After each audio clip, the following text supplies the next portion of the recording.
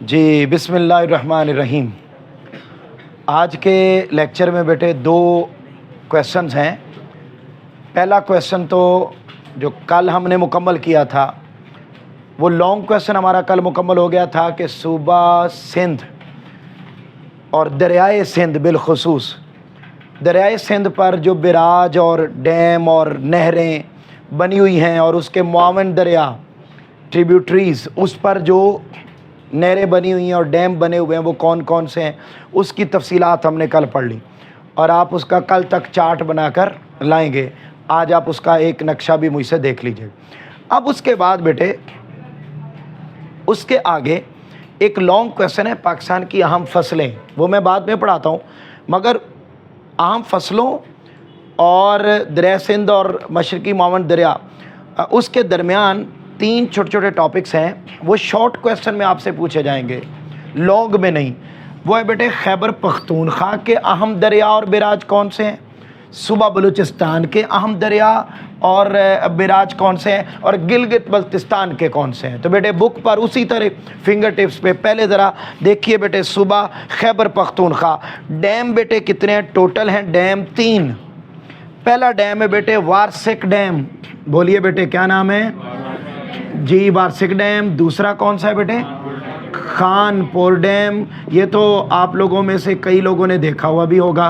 और तीसरा है बेटे तांडा और चनगोस, तांडा और चनगोस, ये बेटे डैम है। अच्छा 3 डैम हो गए। अब इनमें देखिएगा ज़रा, ये पूरा इलाका, इसमें कौन कौन से इलाके शामिल हैं जहाँ ये डैम पाए जाते हैं। उनमें बेटे सवात, चित्राल, काबुल, कर्रुम, कुनहार, हर्रू, गोमल, टोची, पंचकोड़ा, कुन्नड़, बाड़ा और टोंक, ये बेटे इलाकों के नाम हैं। अब उसके बाद वार्सिक डैम, ये डैम बेटे खैबर पख्तूनख्वा में है, पेशावर के करीब है, दरियाए काबुल पर बनाया गया है।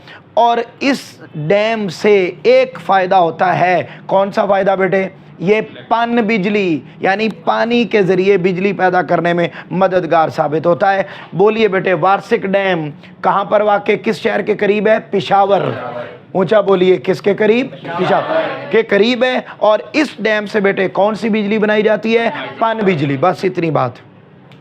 दूसरा खानपुर डैम, ये बेटे खानपुर डैम ये दरियाए हर्रू पर बनाया गया है, जैसे वार्सिक डैम बनाया गया था किस पर, दरियाए, वार्सिक डैम दरियाए काबुल पर। और ये जो खानपुर डैम है ये किस पर बनाया गया बेटे, दरियाए हर्रू पर। ये इस्लामाबाद से, अंडरलाइन करें, 40 किलोमीटर के फासले पर है।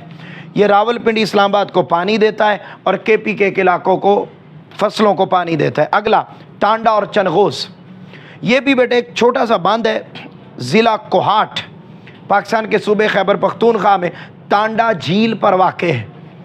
और ये बरानी डैम है, यानी इसमें बारिशों का पानी जमा होता है।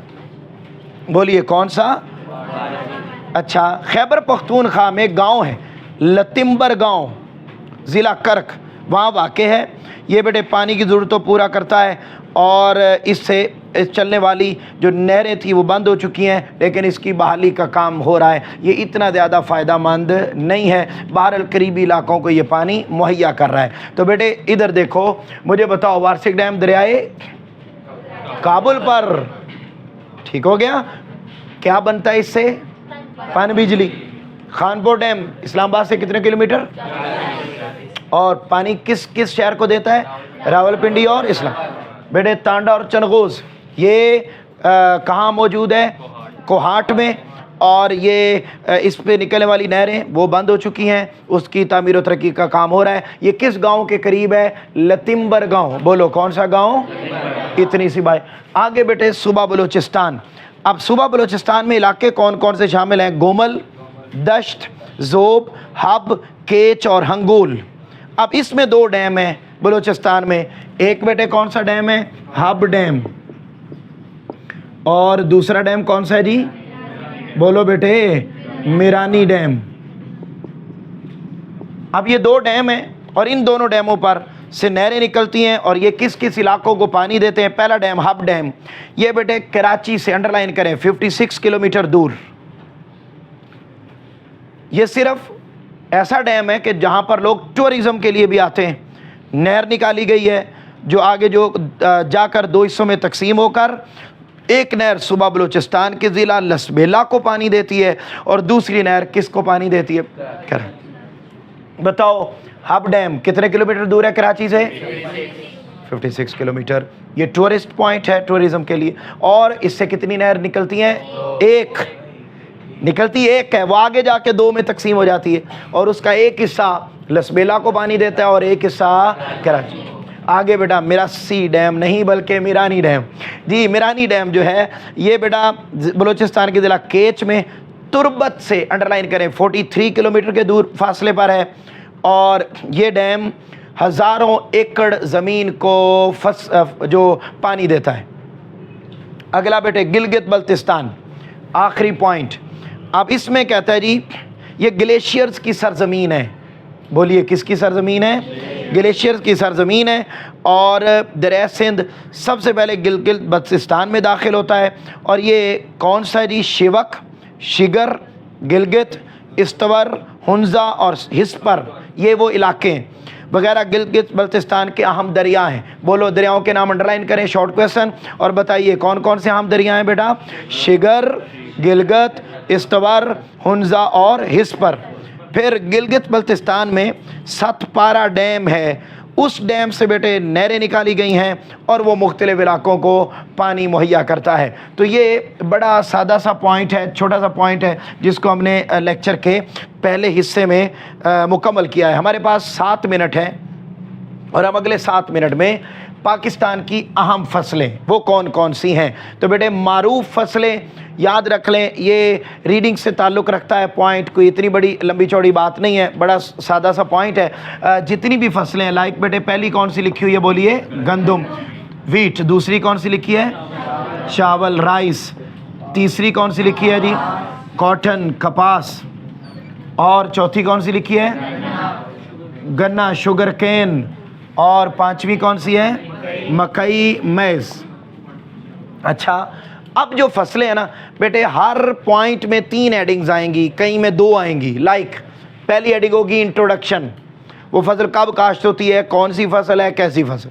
फिर वो किन शहरों में या पाकिस्तान के किन इलाकों में वो फसल उगती है। पंजाब के इलाके हैं, पंजाब के शहर हैं, नाम आपको आते हैं बेटा, ये ज़हन में रख लें, नाम आपको आते हैं। लाइक बेटे हम इसकी रीडिंग करेंगे, साथ साथ हम हेडिंग्स लिखेंगे। तो सबसे पहला जो पॉइंट होगा, पहली हेडिंग बेटा लिखो, इस गंदम में क्या हेडिंग लिखेंगे? वीट में तारुफ। शाबाश बेटे, जल्दी से इंट्रोडक्शन की जो हेडिंग होगी वो लिखेंगे। शाबाश। और ये साथ साथ रीडिंग चलेगी और साथ साथ आपको हेडिंग लिखवाते रहेंगे। चलिए बेटा जी, शाबाश। जी बेटा पहली हेडिंग आपने बेटे हेडिंग भी बोल दिया करनी क्योंकि माइक आपके पास। जल्दी से, शाबाश। पहली हेडिंग लिखेंगे गंदम में तारुफ।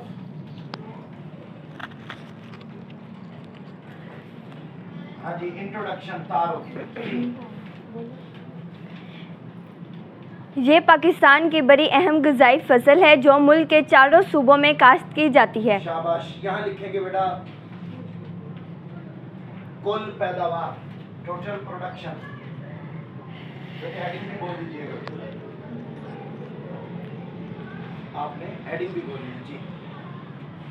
गंदम के सालाना कुल पैदावार, पाकिस्तान में गंदम की सालाना पैदावार तकरीबन 25 मिलियन टन है। ठीक है, यहाँ लिखें इंक्लूडिंग एरिया, मुश्तमिल इलाका, मुश्तमिल इलाका। मुश्तमिल इलाका सबसे ज़्यादा गंदम बिलतरतीब सूबे पंजाब और सिंध में काश्त की जाती है।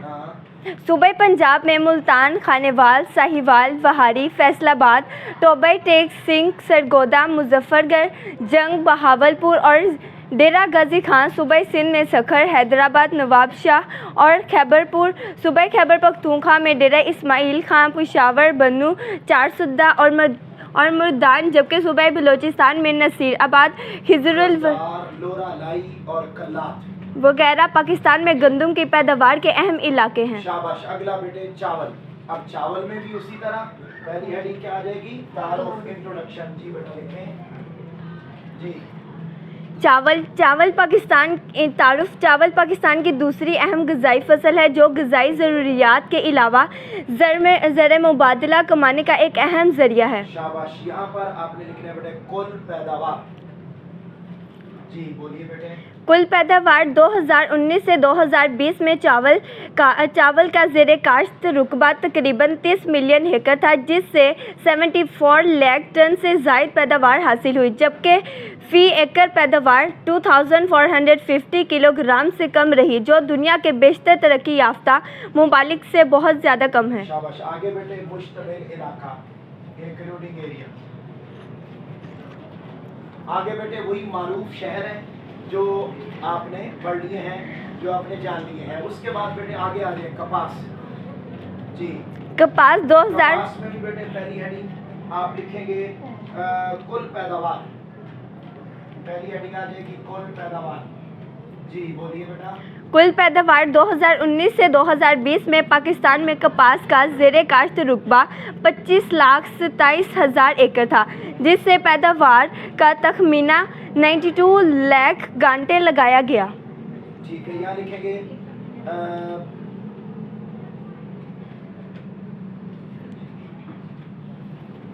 चले इंक्लूडिंग एरिया, मुश्तमिल इलाका।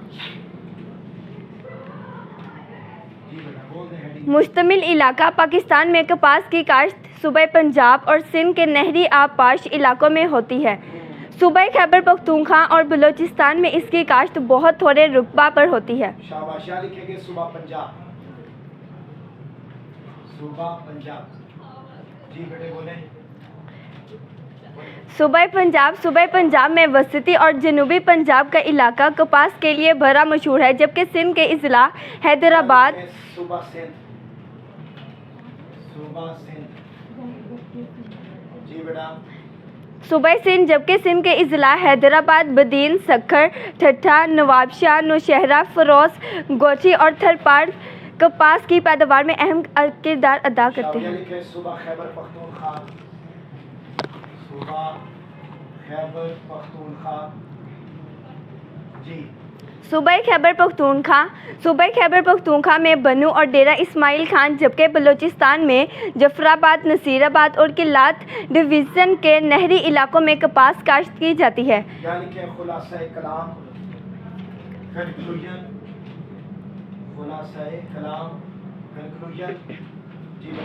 खुलासे कलाम हमारी फ़ी एकड़ पैदावार लगभग 700 किलोग्राम, जबकि चीन और भारत की बिलतरतीब 700 और 1200 किलोग्राम है, जिसमें इजाफे वक्त की अहम ज़रूरत है।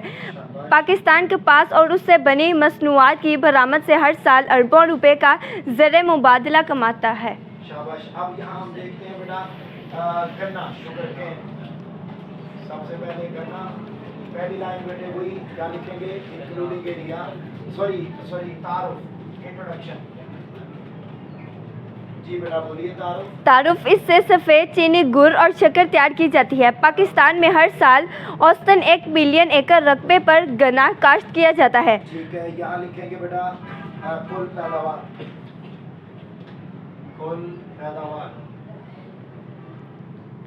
कुल पैदावार औसतन मजमूई मुल्की पैदावार 71 मिलियन टन और फ़ी एकड़ औसतन पैदावार 61,000 किलोग्राम है, जो दुनिया के बेशतर तरक्की पजीर मुमालिक के मुकाबले में काफ़ी कम है। शाबाश। यहाँ लिखेंगे मुश्तमिल इलाका, इंक्लूडिंग एरिया, मुश्तमिल इलाका।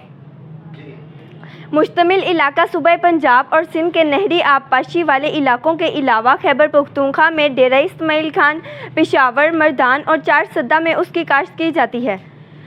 इस वक्त गन्ने की मजमूई पैदावार तलब के मुकाबले में कम है, जिससे हमें चीनी दरामद करना पड़ती है। शाबाश। यहाँ बेटे आखिरी आ गया मकई, माइज। इसमें बेटा पहली हेडिंग वही लिखेंगे क्या? तारुफ। शाबाश। जी बेटा।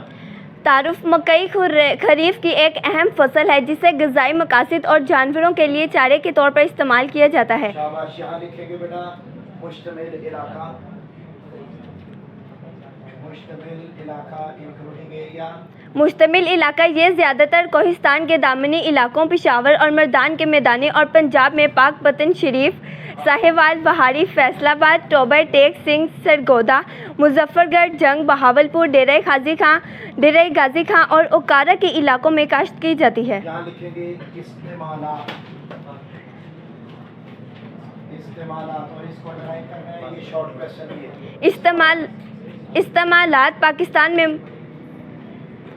इस्तेमालात पाकिस्तान में मकई की कुल औसत सालाना पैदावार तकरीबन 6 मिलियन टन है। इससे Carney oil, custard powder, Europe corn और जेली वगैरह भी बनाई जाती है। शाबाश, ये बेटा बहुत अच्छा आपने पढ़ा और इस क्वेश्चन को हमने मुकम्मल किया इस तरीके से रीडिंग के साथ। और ये कल के लेक्चर में यानी कल तक आपने ये अहम फसलों वाला लॉन्ग क्वेश्चन ये भी याद करना है और प्लस आपने नहरों का जो निज़ाम हमने कल पढ़ा था उसको भी याद करना है। और ये आपको समझ आ गया बेटे हेडिंग्स के साथ, यानी ये मेन हेडिंग्स हैं और मेन हेडिंग्स के अंडर आपने जहाँ जहाँ रीडिंग इसलिए करवाई ताकि आपके लिए उसको करना, हेडिंग्स को लिखना मुश्किल ना हो। तो आपने इनको हेडिंग्स के साथ ही लिखना है, हेडिंग के साथ ही अटैम्प्ट करना है। कल आप इस क्वेश्चन को याद करके आएंगे। समझ आ गई है? बोलो।